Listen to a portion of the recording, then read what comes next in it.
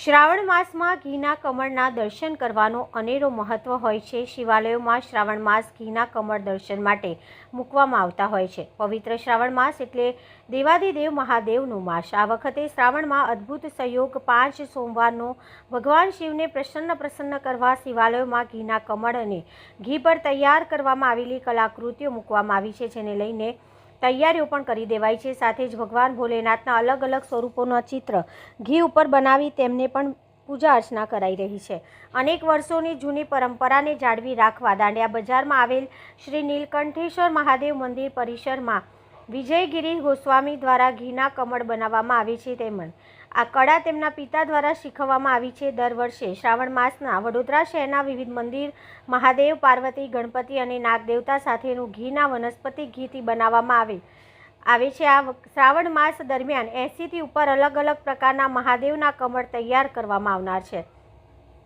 શ્રાવણ માસમાં દરેક શિવાલયમાં ઘીના કમળ ચડાવવામાં આવે છે। ઘી કમળને બનાવવા માટે ઘીને ઓગાળીને તેને તાવડીમાં રેડી બરફથી ઠંડુ કર્યા બાદ તેની ઉપર ઓઇલ પેઇન્ટથી પેઇન્ટિંગ કરવામાં આવે છે।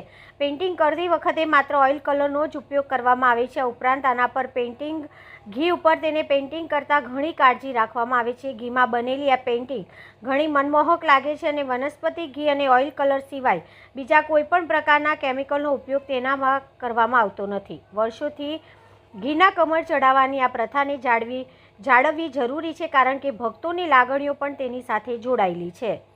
આ તો વર્ષોથી ચાલતી આવી પ્રથા છે અને અમે તો લગભગ દાદાના ટાઈમથી એટલે 90 વર્ષથી ચાલુ છે। આ મારે લગભગ 64 વર્ષની ઉંમર થઈ એટલે નાનપણથી જ હું આમાં પડેલો છું।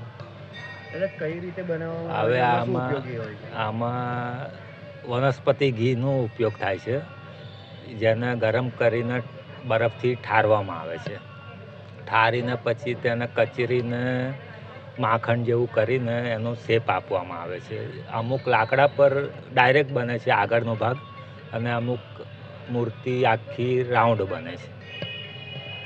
કઈ પ્રતિમા બનાવવામાં આમાં શિવ, પાર્વતી, ગણેશ, કાર્તિકેય એટલે શિવજીને લગતી જ પ્રતિમાઓ બનાવવામાં આવે છે। અને અંદાજિત કેટલા કિલો ઘીનો? એ લગભગ 4 થી કે 15 કિલો સુધીનું, જેમ મોટી મૂર્તિ એમ વધારે।